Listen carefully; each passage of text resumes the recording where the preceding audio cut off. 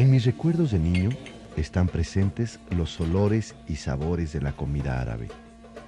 En las cómodas del comedor había siempre charolas de aguaimet, graibes y belegües, también latas de jalahue. En el patio de la casa de mi abuelo se colgaba una bolsa para hacer el labne. Muy seguido se preparaba quepe y chorizos muy condimentados.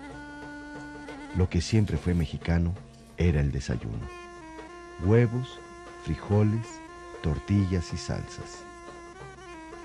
Carlos Martínez Azad.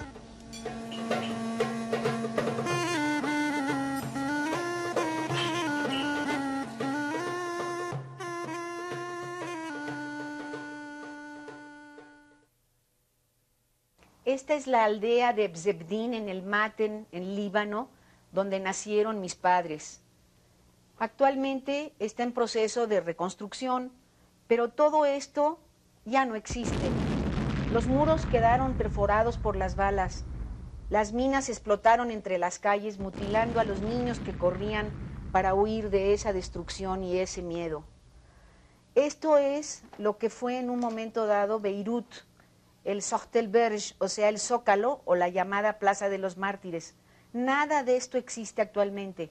Ahora hay un proyecto muy importante para descubrir las diferentes capas arqueológicas que muestran las etapas de las diferentes dominaciones que cruzaron el suelo libanés. A pesar de ser un país pacífico y considerado un puente cultural entre Oriente y Occidente, Líbano ha convivido con la guerra en diferentes momentos de su historia. Desde la antigüedad fue territorio de guerras ajenas y su población hubo de conocer una larga dominación del Imperio Otomano de 1517 a 1919, seguida por un mandato francés que se mantuvo hasta 1943, en que el Líbano alcanzó su independencia. El declive del Imperio de la Sublima Puerta coincidió con una serie de conflictos que fue la principal causa de la emigración de libaneses hacia países de los 5 continentes en busca de paz y de mejores condiciones de vida.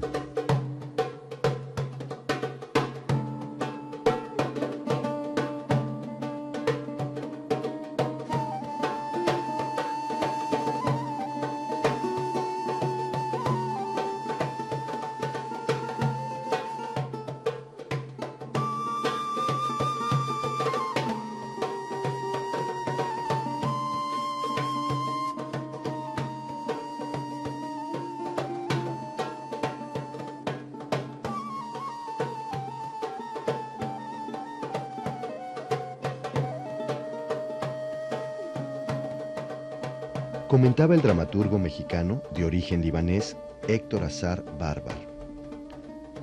Mi madre se llamó Luglu Barbar. Su nombre significa perla, pero en la aduana de Veracruz lo cambiaron por Lola. Mi padre se llamó Asad Azar y también se lo cambiaron por Carlos.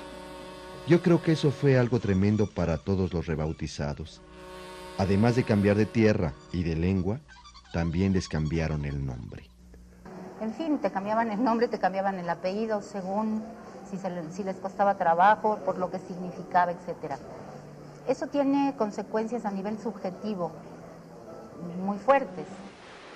Sobre su sobrevivencia en el camino, platica Sarkis Gitani. Cuando llegué a Veracruz, conocí a don Domingo Curi. Todo libanés, sirio o de cualquier país del Medio Oriente iba a ver a Domingo por una causa o por otra. Es para mí un enorme placer platicarles sobre don Domingo Curi, mi padre, un ser excepcional, cuyo nombre, traducido del árabe, Abdelah del Juri, significa el siervo de Dios, y en su versión castellana, Domingo Curi. Se impuso la tarea de, enterándose de la llegada de barcos franceses, subir a los barcos y buscar a sus paisanos. Esto lo hizo desde 1903, que llegó a Veracruz, hasta 1940, en que venimos a vivir a la capital de la República. Mi papá, hablando francés, habló perfecto el castellano, y pues con ese poder que nuestra gente tenía para integrarse a México, pronto se hizo muy querido en el puerto. Pertenecía al Club Rotario, en donde, sabedores de la labor que él realizaba, entre los apodos del club le llamaban el cónsul.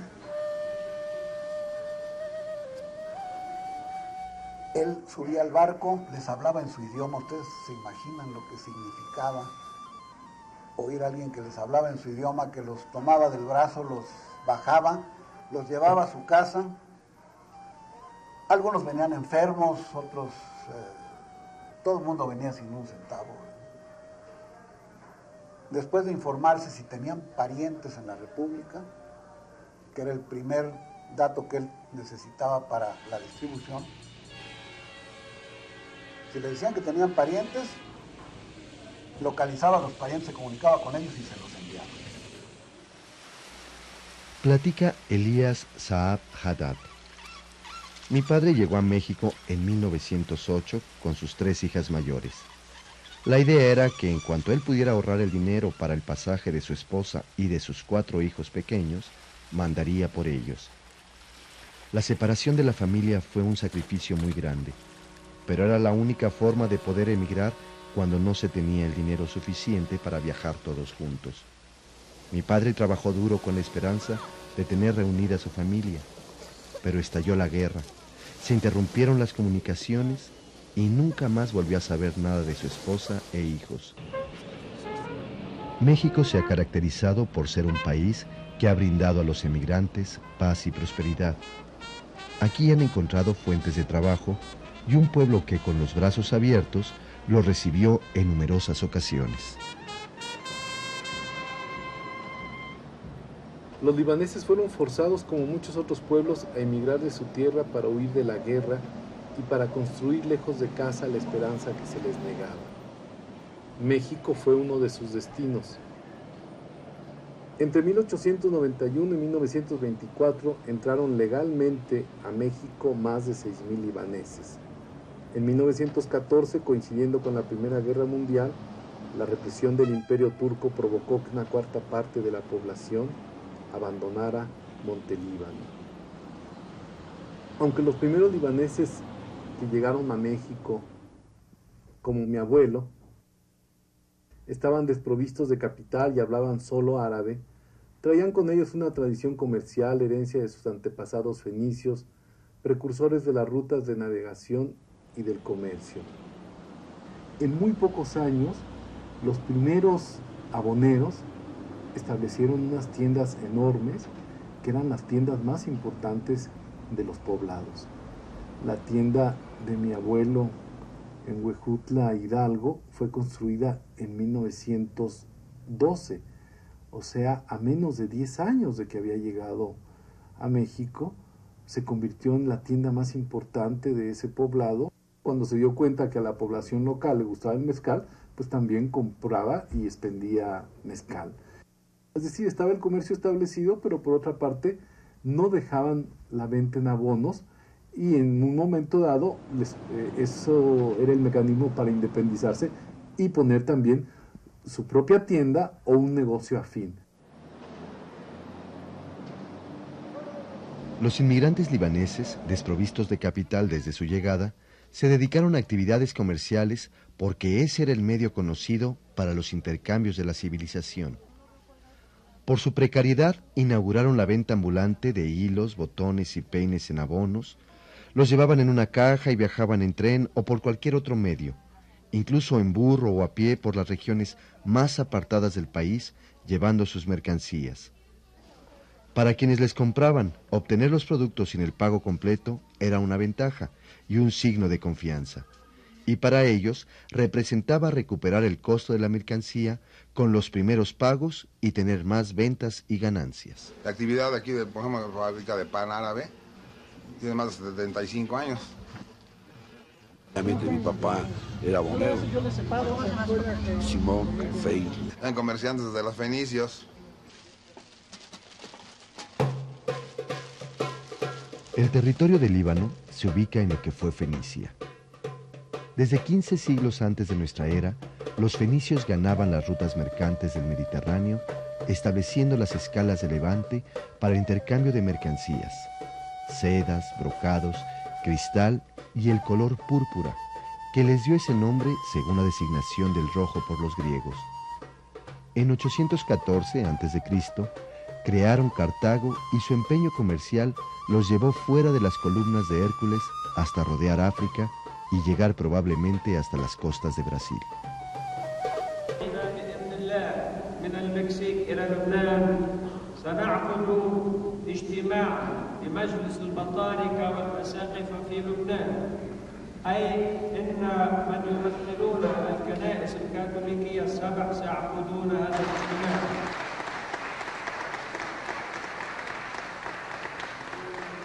Como parte del territorio de lo que fuera el Imperio Romano, en lo que ahora es Líbano, el cristianismo se estableció con rapidez.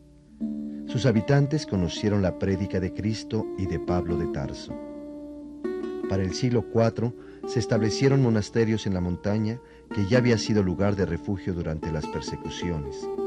Desde entonces, los grupos cristianos buscaron darle identidad cultural al Líbano.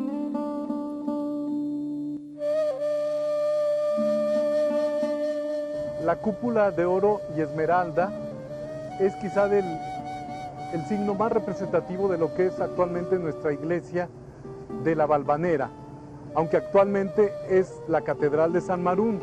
Sin embargo, es un edificio con una gran historia, fue un convento de monjas concepcionistas, fue una casa de retiro para mujeres arrepentidas durante la colonia. Creo que el punto de la religión es muy importante para entender la integración de los libaneses y de sus descendientes a México, en virtud de que el rito oriental maronita es también católico y muy vinculado a la Iglesia de Roma.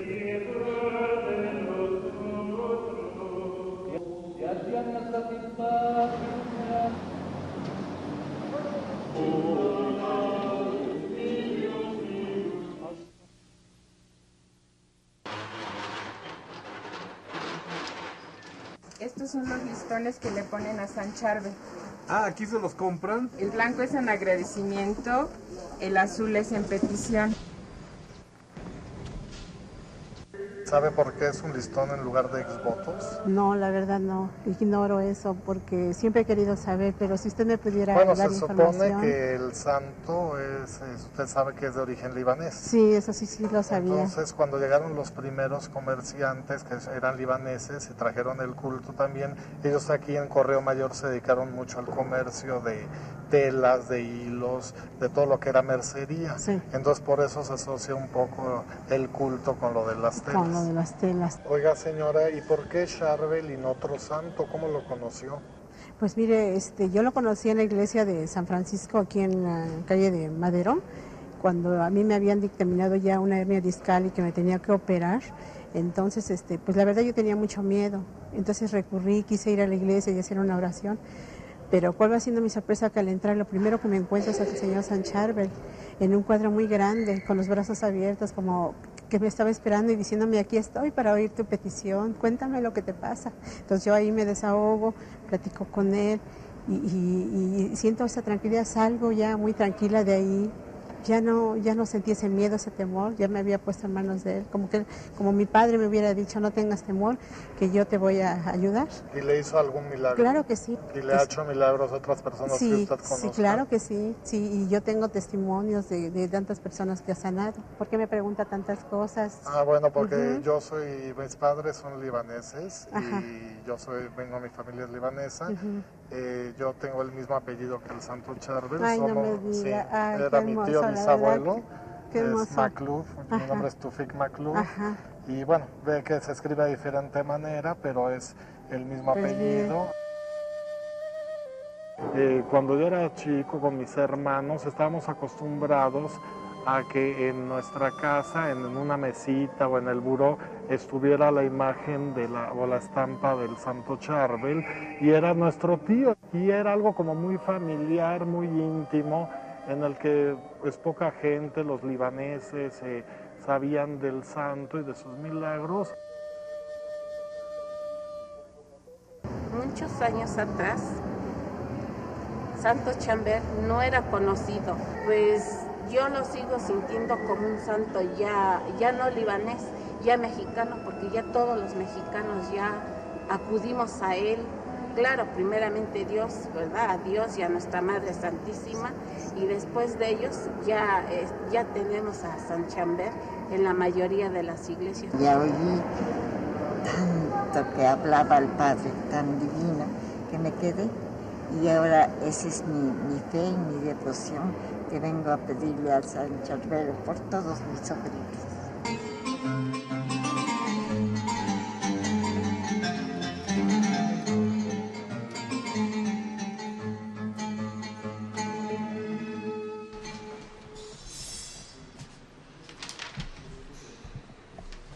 No tenemos misas bajas ni misas solemnes a la idea occidental. Las misas son muy sencillas, es toda la comunidad que canta la misa con los sacerdotes, los monjes.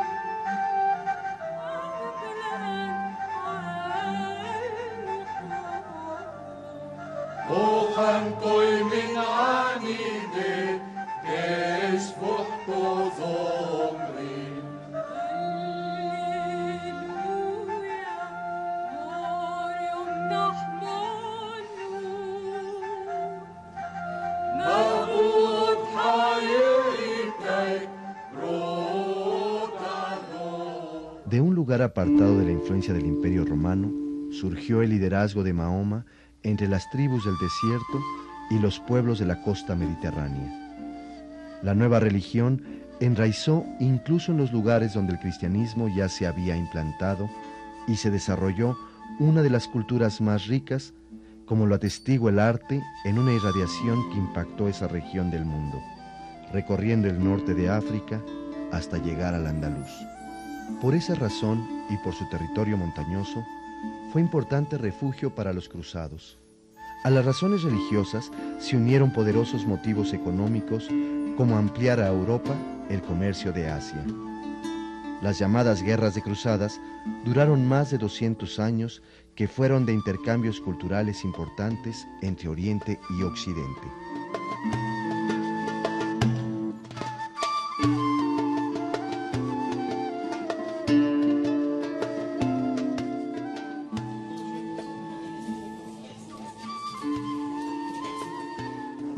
Yo estoy aquí en esta mesa con 3 libaneses y somos 3 judíos y nos llevamos a toda madre. Me llevo más con los libaneses porque con los judíos salgo perdiendo. Todos nos dedicamos al comercio y todos al comercio de telas. Qué coincidencia. El dueño de aquí es musulmán libanés. Musulmán libanés. Da de comer a judíos y a cristianos. Nos da de comer. La comida árabe en general es una comida muy reconocida. El mexicano la come. El que entra aquí, creo que conoce todos los platillos árabes, ¿no? Salud.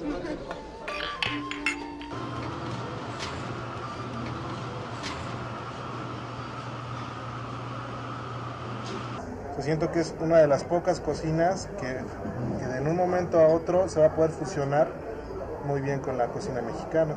Tienen mucho en común los tacos, por ejemplo, estamos acostumbrados a comer tacos al pastor, de lo que sea, y los árabes tienen el pan árabe, que es parecido a la tortilla y que se pueden hacer tacos y se pueden hacer infinidad de combinaciones con los platillos mexicanos. La pastelería es también súper completa, súper rica. No es tan conocida, ¿no? Hay que romper también con cierto estereotipo del pastel o de la repostería francesa, vienesa, etcétera, ¿no? La pastelería árabe tiene mucho de dónde explotarle y variado, es muy, muy variado. هلا عم بيسوي رقاقات للبقلاوة. هيدي الرقاقات بنستعملها كل جميع انواع البقلاوة. Necesito para el tabule. El gusto de los mexicanos por la comida libanesa es una de las mayores muestras de aceptación de esa cultura traída por esa comunidad de inmigrantes. Conservar los platillos típicos y compartirlos es una costumbre que describe su identidad y su tradicional cortesía. Recetas de berenjenas, jocoque, aceitunas negras y dulcísimos pastelillos hojaldrados, acompañados con el aromático café, son un tesoro vivo que se ha trasladado de generación en generación, debido con mucho a la fuerza de las mujeres que mantienen vivas las tradiciones. Mi abuelo insistía mucho en que nos vistieran de charro. Aquí estoy con mis hermanos vestidos de charro. Era curioso que la iniciativa a veces fuese de él, de que quería verlos vestidos así, pero junto a eso, pues de pronto aparecía el tío Carlos en alguna festividad de la comunidad. Mis papás llegaron a vivir a México en 1945, en donde nací yo, mi hermana y mis 3 hermanos. Ellos venían de Estados Unidos, en donde habían vivido durante la guerra. Ya que vienen acá, mi papá empieza a trabajar en el comercio. De hecho, pone un hotel en Polanco, se llama todavía el Hotel Polanco. Mi tío Ramis no le gustó el comercio, él es escultor. Él hizo, por ejemplo, la escultura que se llama El Emigrante, que tienen en casi todos los clubes libanés de México, y de hecho están haciendo una en el Líbano. ¿Y ese vestido? Era de mi mamá, José Luis, de los años 40. Con mi papá se casó en 1937, pero ya se había casado antes, a los 15, imagínate. Llegó casada de Líbano a los 16 años a México. Mi papá nació en Orizaba, era hijo de inmigrantes, pero cuando tuvo que escoger su nacionalidad, escogió la libanesa, habiendo nacido en México. Mi mamá nunca se nacionalizó mexicana, aunque amaba este país verdaderamente. Es más, en las noches cuando rezaba, siempre le agradecía a México el haberla recibido con los brazos abiertos. Margarita, la nana mexicana, era la que nos cuidaba y de pronto hablaba en náhuatl y mi mamá hablaba en árabe en la casa, y yo iba a la escuela de niña y pensaba que el árabe y el náhuatl eran la misma lengua y todo era español. En los ríos de México, en el viento, en los maizales, en los bosques, en los venados y en los tepezcuincles, en las espigas y en las calabazas, en las casas de adobe, en las veredas, bajo la lluvia o bajo el sol, allí está el libanés que vino a México. Jaime Sabines. Este reloj fue un regalo de la colonia otomana al pueblo de México en los festejos o durante los festejos del centenario de la independencia de México en 1910. Es importante para la comunidad libanesa porque se cuenta que en realidad fue una iniciativa de la misma, que en ese momento, debido a que habían pertenecido durante 400 años al Imperio Otomano, todos los libaneses, los primeros que llegaron a México, venían con pasaporte turco. Por eso les llamaron turcos en la mayoría de los estados de la República. Durante más de 4 siglos, los libaneses vivieron bajo el dominio del Imperio Otomano, llamado de la Sublime Puerta. Ese largo periodo de dominio explica la adopción de la lengua árabe y la pérdida del arameo que se hablaba en la montaña. Escribir una novela sobre la inmigración libanesa a México fue la idea inicial de Lourdes Maclouf, mexicana por nacimiento e hija de padre y madre libaneses. Y escribir un libro de historia sobre este proceso era el plan de Marta Díaz de Curi, mexicana casada con un libanés y quien ha adoptado a dicha comunidad como propia. El resultado de ambos proyectos son 2 libros unidos bajo el nombre De Líbano a México. El primero es la crónica de un pueblo emigrante y el segundo, la vida alrededor de la mesa. En ambos textos, historia, imaginación, anécdotas, fotografías y hasta recetas de cocina recogen episodios de la comunidad libanesa en México desde fines del siglo XIX hasta nuestros días. De ahí la idea la fuimos madurando muy poco a poco, pues estamos muy felices con el producto.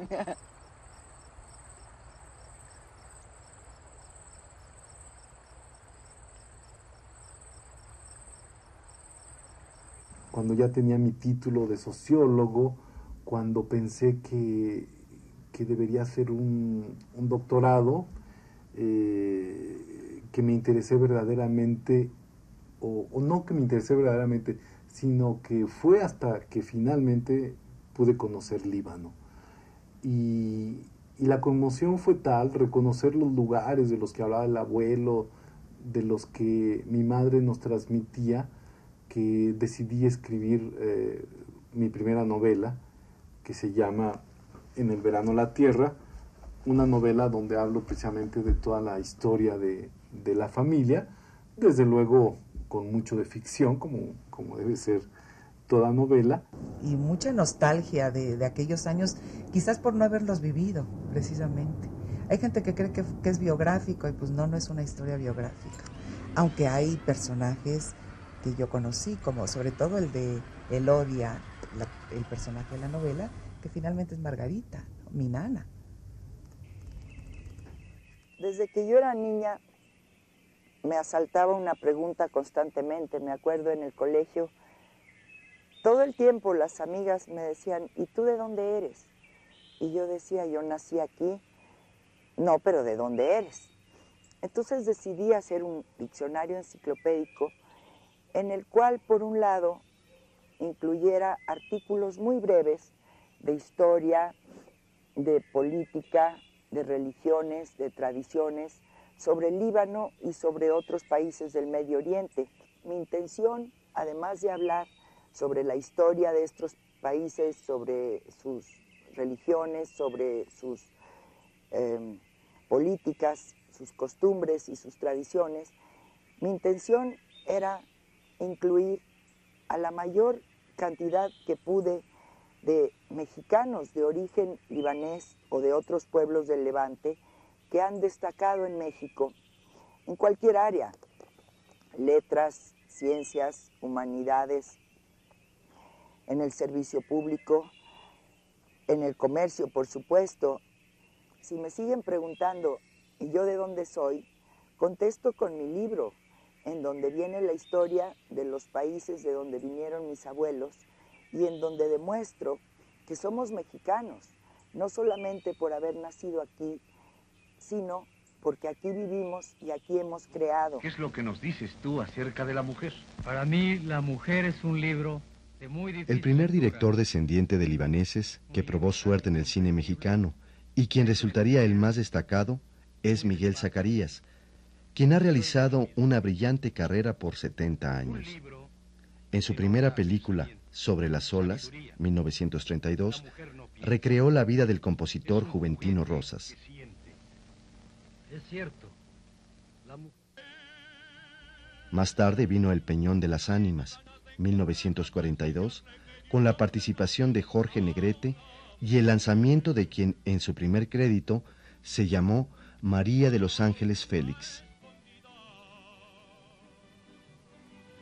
Otro destacado paisano dentro del cine es Antonio Matuc, quien produjo la mayoría de las películas de Pedro Infante y obtuvo varios premios internacionales para México. Además, en la época de oro del cine nacional, Joaquín Pardavé caricaturizó con simpatía a los inmigrantes libaneses, y él mismo dirigió y actuó en El Baizano Jalil, al lado de Sara García, con tal éxito que repitió la fórmula en El Barshan Negev.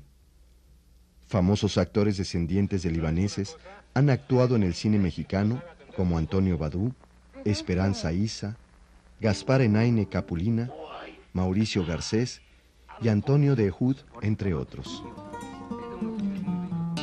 El empresario Nejib Simón nació en Mérida en 1923.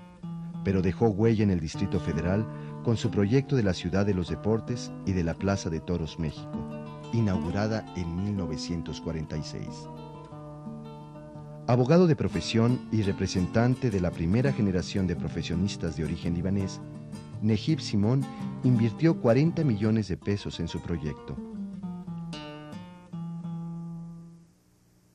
Gran parte de mi vida la he dedicado al quehacer artístico. En este quehacer artístico he encontrado dos elementos de gran contenido y de importancia para mí. Uno de ellos es el de la mariposa, con la cual encuentro una gran similitud con mis orígenes, porque ellas emigran como emigraron mis padres, Don Neif y María Yuri, del pueblo de Zebdin, Líbano, en el Maten. Ellas tejen sus capullos de seda como yo tejo la alfombra de mi vida. Esta alfombra está hecha, la urdimbre es la educación recibida en las aulas de México y los nudos están hechos con las tradiciones y las costumbres heredadas de mis padres. La religión, el idioma, la cocina y las tradiciones que normalmente hemos heredado todos estos años. La verdad es que al vivir aquí en México y tener raíces libanesas, me siento perteneciente a las dos culturas, aunque me siento un poquito más arraigada a mi cultura libanesa o a mis raíces libanesas, ya que desde chiquita, pues como que he vivido muy pegada a eso, ¿no? Yo me siento un poco mezclada de las dos culturas, no puedo determinar cuál, porque vivo en México, soy mexicana y toda mi vida he permanecido aquí. Mi comida es mexicana además, aunque obviamente tengo la cultura libanesa gracias a mis padres, a mis abuelos que me la han inculcado muy bien. Pues yo creo que me siento muy mexicano, vivo aquí, mis amigos están aquí, he pasado la mayor parte de mi vida, pero es algo chistoso porque cuando oyes la música árabe o oyes hablar el idioma o ves alguna imagen, como que te identificas luego, ¿no? Es que yo también soy libanés, ¿no?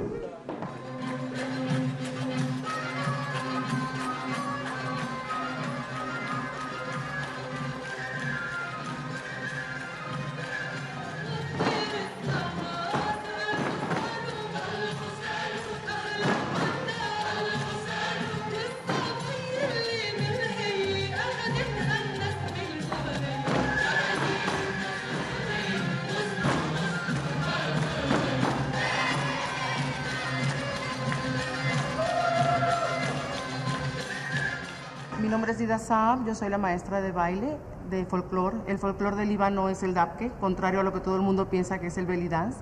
El dabke viene de la palabra yidbuk, significa pisar firmemente y se me hace que el dabke es una de las 1000 maneras que tiene el Líbano de pisar muy firme sobre la historia.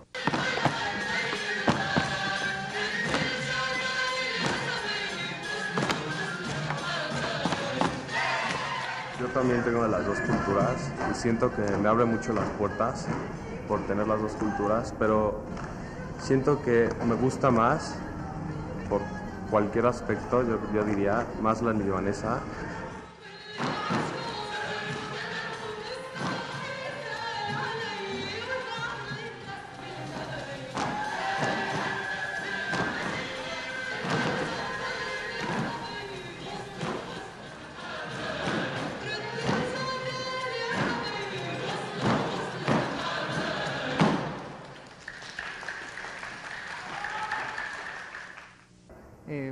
Somos paisanos y en general pues, yo prefiero la cultura mexicana sobre la libanesa, ¿no?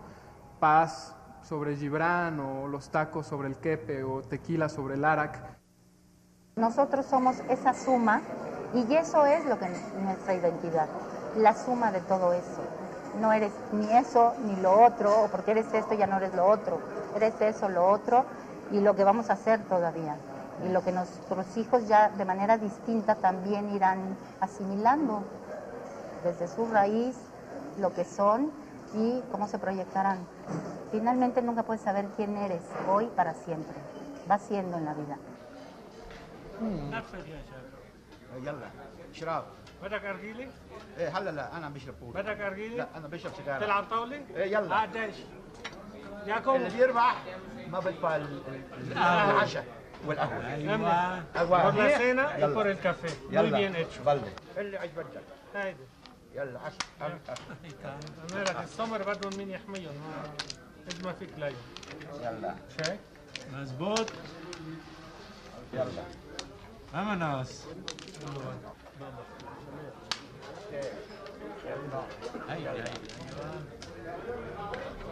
كيف بشوبته؟ نايم باثنين على القرني لونين. يلا. بعدين جودي الشرطون. وين بتبيعه انت؟ رجعت من شهرين. Don Salim la mandaba a muchas partes del mundo. Así es. Esta revista de alguna manera vino a ser el vínculo de unidad entre la comunidad libanesa durante desde 1922 hasta 1992 aproximadamente, que dejó de circular debido a enfermedades de papá y una serie de situaciones que al final de cuentas estamos retomando al FANAN, esta asociación de intelectuales, para dar un poquito de recopilación de información a todos los que son hijos de la tercera generación de los inmigrantes. ¿Para qué? Para tener un poquito de conocimiento de quiénes éramos. Es el medio gráfico más importante que existe actualmente en la comunidad libanesa, ya que abarcamos 70 años de edición. Es importante porque aquí podemos ver las diferentes comunidades, la ortodoxa, la maronita, la melquita, todos de alguna manera no existía una diferencia.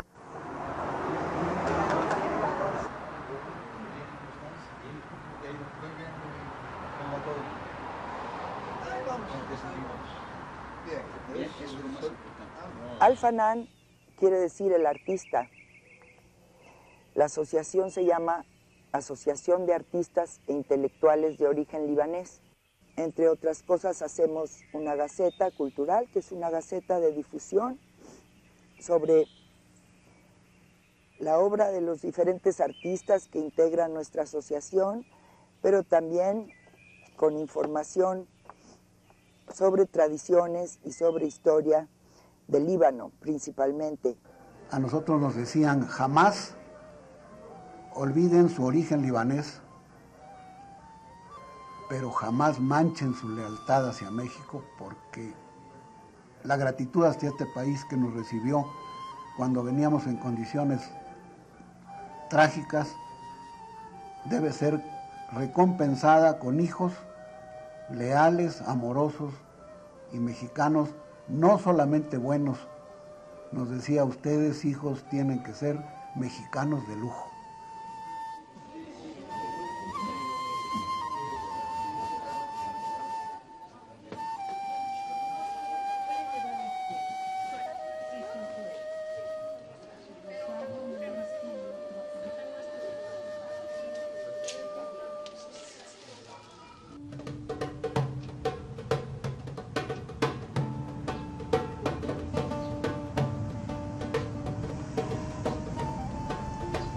نضال مرحبا. Bienvenida señora, bienvenida. كيف الصحة؟ ¿Cómo está? منيح انت كيفك؟ نشكر الله. على فكرة بتحكي العربي كثير منيح. شوي. ما بتحكي كثير منيح. كيف العيلة؟ منيح انتم كيفكم؟ كلنا بيسلموا عليك. لو وسهلا فيك. اهلا. بين اوزي شيء كم شغل السبت. هات كلام عينك، ايش بدي اعطيك؟ اعطيني هرز عمل معروف. ايه 4 أولي من الفرن. هودي طازة هلا طلعوا من اليوم من الفرن. طيب. واديني طحيني واحدة، سمك وراريش، سماه وراريش، زعتر، una botella de mawar o mazahar, jamele marú. Todos los productos que nos facilitas es una maravilla, Bela, gracias. Y vimos que hay muchas cosas que no existen en México, ni buen pan, ni una variedad de productos libaneses. Por eso pusimos este negocio y ahorita lo importamos del Líbano todo directo. Algunas cosas de Grecia, algunas cosas de Francia y algunas cosas que hacemos nosotros aquí los fabricamos. Mi abuelo sí, vino a México del 1923 y regresó en el 31. Y ahorita venimos hace 16 años, toda la familia, otra vez. ¿Y por qué México? Porque aquí tenemos raíces, aquí nacieron nuestros padres y es un país de maravilla y estamos muy felices porque estamos aquí. Qué bien. Oye, Nidal, ¿y ya aprendiste el horno? Me gustaría ver cómo haces el pan. Y aquí es el jefe de la panadería que ahorita que lleva el pan de aquí para la cortadora para empezar a hacer el proceso. Pero aquí es el inicio. Ahora es la segunda fase del proceso de hacer el pan árabe. Esta es la segunda, es la cortadora. Ahorita van a cortar en esta cortadora para formar la masa en bolitas que al final van a pasar a una máquina que se llama laminadora para sacar la forma redonda del pan árabe. Oye, entonces, ¿esta máquina la trajiste de Líbano? De Líbano, es de Líbano. ¿Y es igual al proceso del pan de México? No, es muy diferente, es un proceso totalmente diferente y es una máquina que hace el pan exactamente igual como que hacen en el Líbano. ¿Y antes de la máquina qué pasaba? ¿Cómo hacían el pan? Era todo a mano.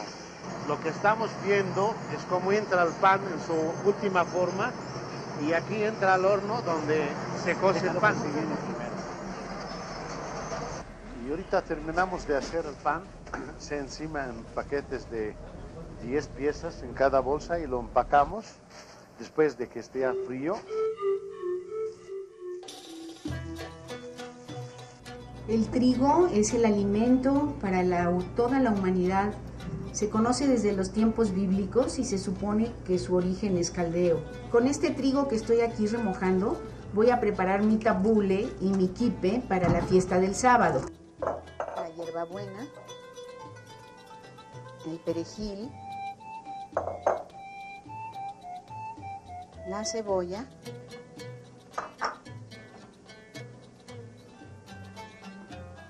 el jitomate. Lo aderezo con limón fresco, recién partido, que también los libaneses pueden cortar de los árboles de su huerta. Le añado esta especie, que es el semek, un poco de sal. Y por supuesto, el aceite de olivo, que proviene también de los huertos de Esgarta. Y se come con hojitas de lechuga, como si fuese el pan. Este platillo ya está terminado.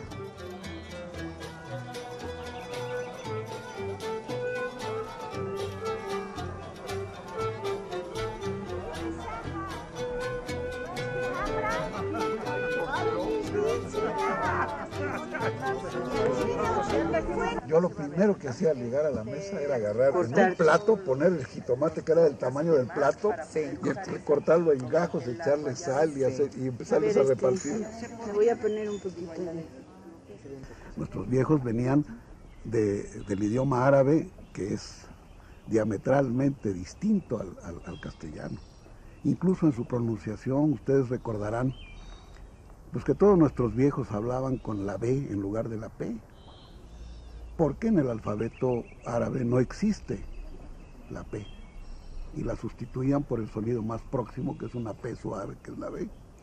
La lengua árabe ayuda mucho a entender también la situación actual de Líbano, ¿no? Donde, digamos, en un periodo de prácticamente un siglo, la población cristiana se ha reducido en mucho por la fuerte emigración, que es principalmente, o ha sido principalmente cristiana, pero mientras en el siglo XIX, cuando se inician las fuertes oleadas de migrantes, el cristianismo o los cristianos son mayoritarios en Líbano, actualmente la población mayoritaria es musulmana.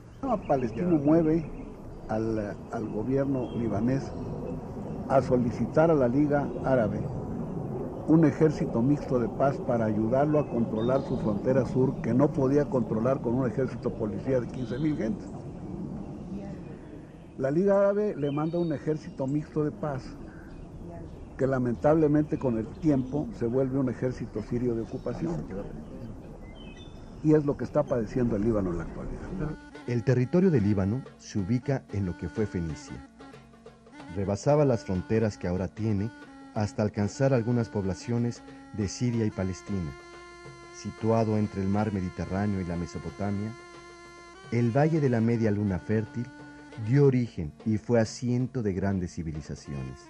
Líbano es un pequeño gran país con apenas 10.000 kilómetros cuadrados.